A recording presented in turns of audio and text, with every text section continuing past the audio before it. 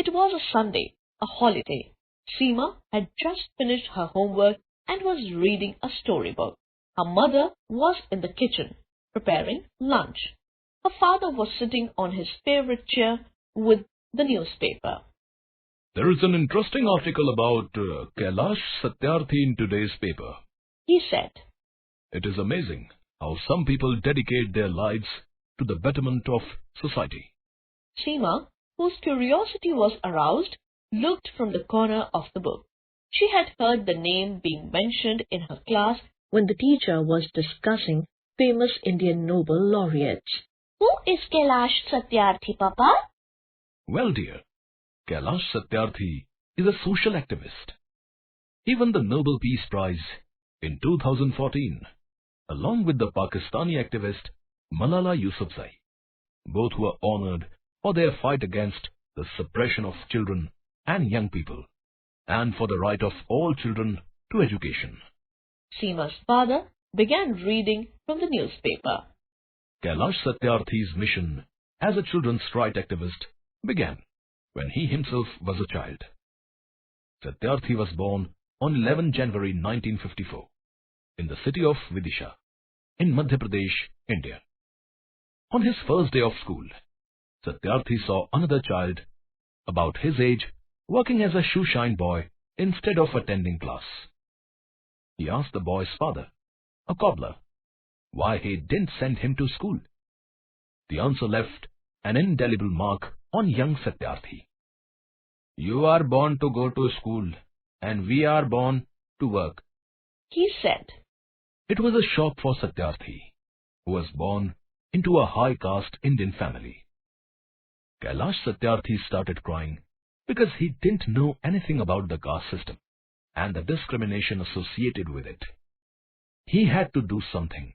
Therefore, when he was just 11, he decided to collect used books and created a book bank for poor children. It's amazing how a small incident acted as a catalyst and compelled Kailash Satyarthi to do something for children who were less privileged than him, said Seema. But tell me something about his own education. Seema's father adjusted his spectacles and continued reading. Kailash Satyarthi attended the Government Boys Higher Secondary School in Vidisha. In the early 1970s, he enrolled at the Samrat Ashok Technological Institute in his hometown, where he graduated in electrical engineering. He went on to do post-graduation in high-voltage engineering and also taught in college for 2 years. However, he felt dissatisfied with the kind of work he was doing.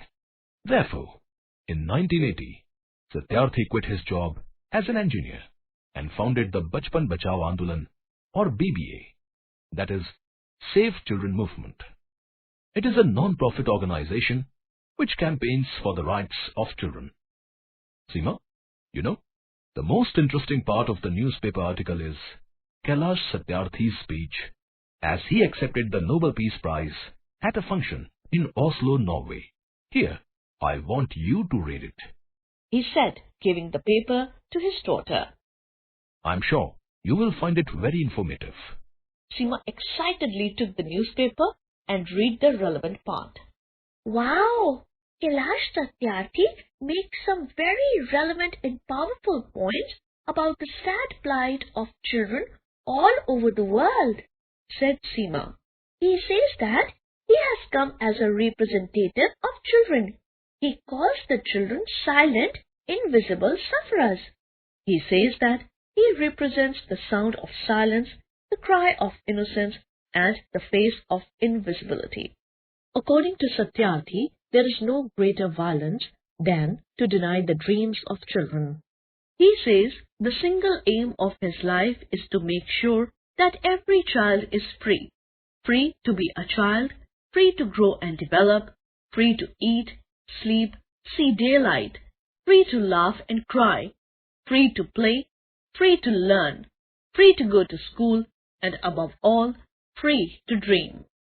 According to him, we have utterly failed in imparting an education to our children, an education that gives the meaning and objective of life and a secure future. Satyarthi gives some examples to highlight the irony of the situation. He says, "Whose children are they who stitch footballs, yet have never played with one? They are our children. Whose children are they who mine stones and minerals? They are our children. Whose children are they who harvest cocoa, yet do not know the taste of a chocolate? They are all our children." We need collective actions with a sense of urgency. Every single minute matters. Every single child matters. Every single childhood matters. Satyarthi appeals to world leaders. "I call upon all the governments, intergovernmental agencies, businesses, faith leaders, the civil society, and each one of us to put an end to all forms of violence against children." Seema was in a thoughtful mood as she finished the article. Later in the evening, as she was going out to play with her friends, she spoke to her father. "I think we should all try to do our bit to help poor children," she said. "I want to donate all my old school books for their education. I think my class teacher will be able to help me in this." I am sure she will. Said her father, feeling happy and proud of his daughter.